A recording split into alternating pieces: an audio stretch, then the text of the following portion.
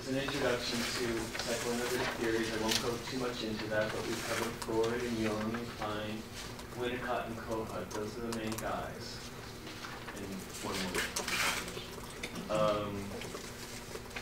It is also the gateway to spiritual in-depth psychology, specialization. How many people are familiar with SDP? How many people have never heard of SDP? Everyone has. Wonderful. Okay, so we're just about 2 years old, and we're kind of getting off the ground as a specialization. And our place as a specialization was really to respond to trends in the field of mental health that have been more and more moving away from an appreciation, we think, of internal experience and subjectivity and aspects of one's own psychic life that cannot be easily quantified or measured or manualized. So, and these are all actually interesting trends in our field. The field of clinical psychology is more and more to move toward practices, psychotherapy practices that have all of those aspects that can be measured, they're quantifiable, they can be manualized, that they're evidence-based. And while that's all very helpful and makes a lot of sense in some ways, when we're working with one's own subjectivity, as I'm sure all of us can appreciate, it is, it's a wild world. Our minds are wild. And so how do we actually preserve the respect for that sort of wild sanctuary or that wild preserve within oneself? And so SDP is really, at one level, trying to at least acknowledge that this is a field of study that needs to be respected in its own right. And it's our job as SDP and people interested in depth psychology and spiritual psychology these days to find how that's relevant to our world now. So a guiding vision with SDP comes from Carl Jung, and he had an idea about education, which was that the whole point of education was to educate the personality. And by the personality, he meant one's own essential nature. And at the core of one's essential nature was one's spirit, or spiritual dimension. And that through the process of education, one comes in better relationship with that essential aspect of oneself, and thereby becomes more whole. Okay? And so if we're in an educational process, hopefully that relationship to oneself is being enhanced. And if it's not, then your educational process is failing you from a Jungian view. And we feel that sometimes our educational system can get lopsided in the favor of actually attempting to cover a lot of ground in a more extroverted sense, meaning we're covering a lot of facts and details and training in a certain way, which is all very important. But again, we might lose sight of the internal aspect. And so education might also have a shadow, or the educational system might have a shadow, which is that it fosters more self-alienation than it does self-integration. So what do we do about that?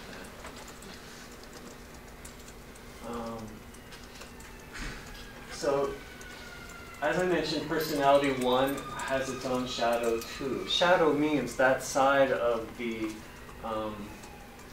you could say that which is not normally made conscious or spoken about, or tends to be hidden away, repressed. It could be positive or negative qualities. It just means that which is not normally, that which normally does not receive the attention of the light of day. Okay, so here we have to make an extra effort to nevertheless appreciate that there are aspects of every course, most likely, and of our own personalities that need to be thought about, even if we don't always like to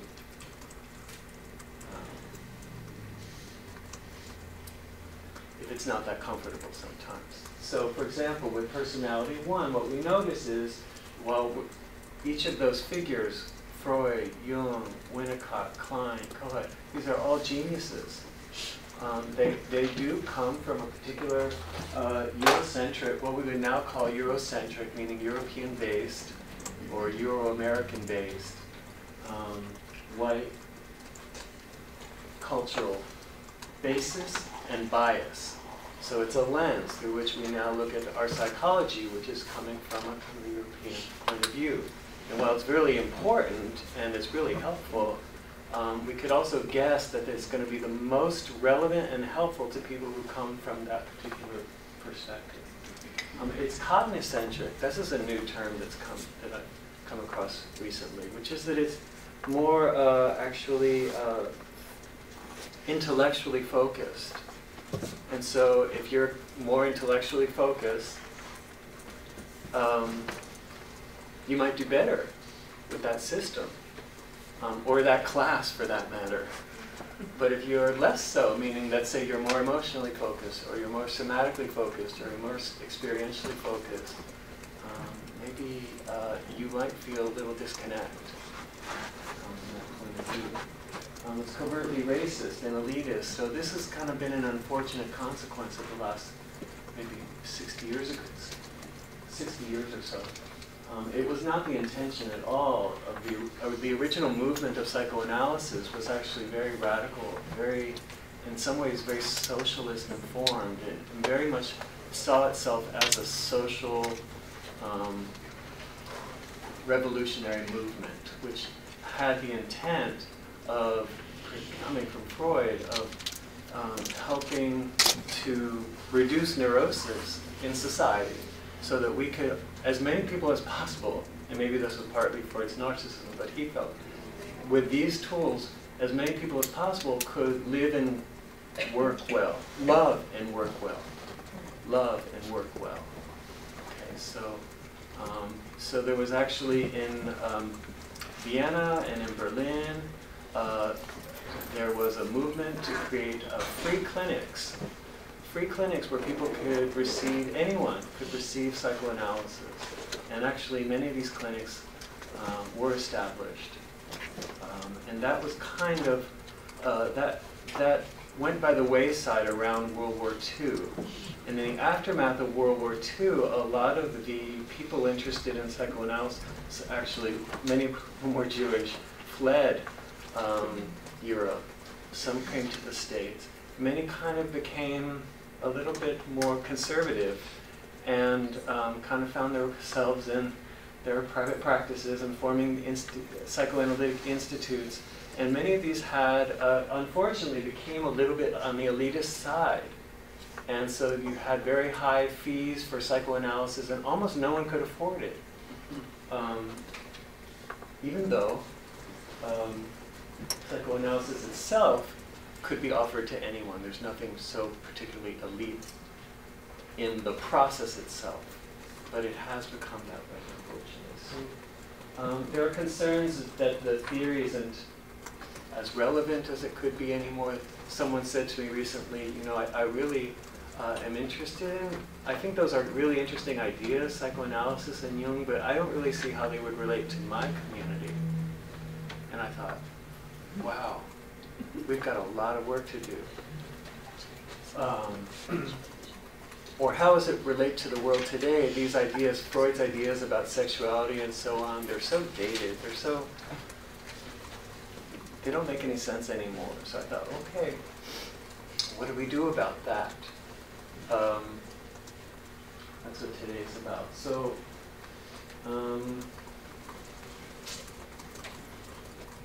how are we doing on time? Let me briefly just talk about this. This will show up maybe, Thomas, do you use this image later, or Mark? No? Okay, so this comes from Freud, and it's just basically a scheme of the psyche that I find very useful to keep in mind. And it's an early indication that Jung was definitely thinking about culture and ethnicity and the social level of the psyche in a way that we're just now building upon. But essentially he saw this psyche as layered, and that you could say at the very tip of this layer, this could be like considered an individual psyche. And at the very tip is the sense of one's individuality, who I am, what makes me unique. And that's all very important. In a way, that's kind of one's own growing edge, and that we each need to discover that for ourselves. And hopefully you feel encouraged through your schooling here and through your own process of inner work or spiritual development to really find who is that, what is that special quality in me that makes me who I am, and how do I share that with others, okay? But that's just the tip. And so there is also then these different layers, which is then there's a familial self, which the individual self rests upon. And then there's a tribal self, and a national self, and an ethnic self, and an ancestral self, and an animal ancestral self, and then a central energy out of which, this central energy is the energy out of which all of these levels of oneself emerge. And Jung had the idea that there was a collective unconscious, and this is another way of saying that there is a collective aspect to human experience that connects us all very deeply. And how do we actually appreciate that? And so becoming a person, or becoming a whole person, actually entails getting better related to all of these levels, you see. And so there's a kind of a mistaken idea that individuation, which is Jung's idea of, let's say, self-realization or becoming whole, was somehow absent of community or social awareness or ethnic awareness and so on. Just the opposite. In fact, in order to better understand yourself individually, you had to understand these other layers. And most of all, get in touch with that central quality, the central energy, however that's defined for you. In the 12-step programs, they might call that your higher power, or just whatever that is, that your true nature. Okay. So over the past year, and I'm just going to wrap up in just a minute here, but over the past year we've been thinking about, well, how can we open up the discussion about developing personality? One, what would be the best way of doing that? And we thought actually do it psychoanalytically, and which meant go to the unconscious, and in this case go to the unconscious of our community here and see what's on everyone's minds, and then go from there. And we did a process of social dreaming. How many people have been to any of those? A few, yeah. Okay, good. Yeah, and so those were interesting, right? Really trippy and a little disturbing and exciting. But what we saw, and what we would see if we all just kind of started to share our dreams together here, is that there is so much on each of our minds right now. And there's so much on our community's mind, it's unbelievable. And that people, what we found, not surprisingly, is that a lot of us are very worried.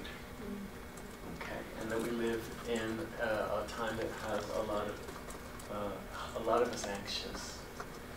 Also, a lot of us wishing for, let's say, or maybe intuiting that there's some kind of opening or to a future way of being in community and being in relation to our earth even, that looks more in balance than our current situation. But definitely we were quite aware of the sense of anxiety that came up. And we talked about that. And so examples of dreams that came up. And by the way, these were dreams, when dreams come up in a social dreaming process, as the paper suggested, if you had a chance to read it, it is meant as a mirror of the community, as much as it's an indication about the individual dreamer's psyche, which it is, of course. But it's also meant as a mirror of our community psyche, right? It's that next level. And so there were dreams like, imagine that these are dreams about us, okay, all of us.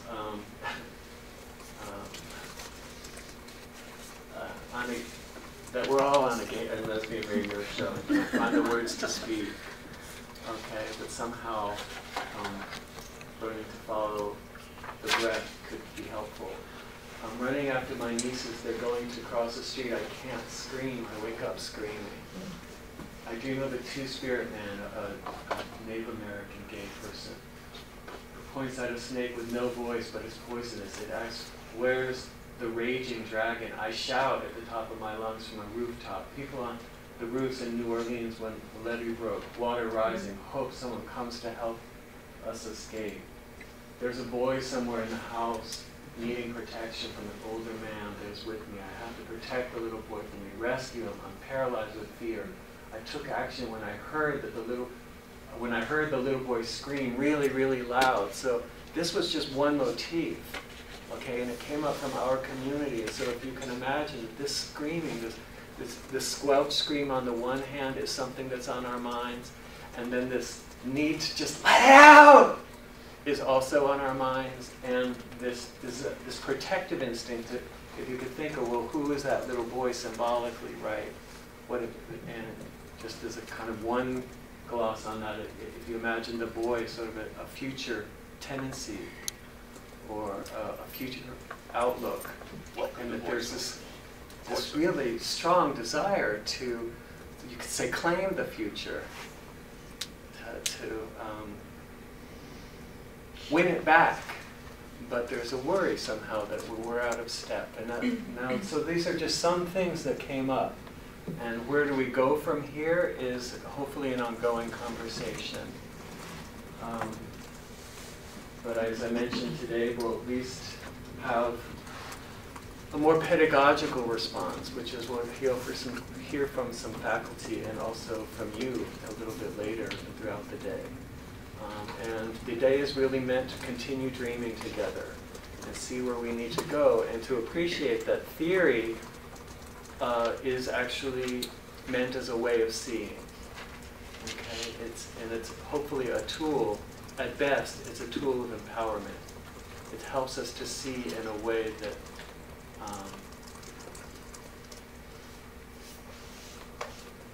clarifies our own experience in a way that's our own and our community's own experience in a way that hopefully is empowering, restorative. That's our goal. All right, so did it.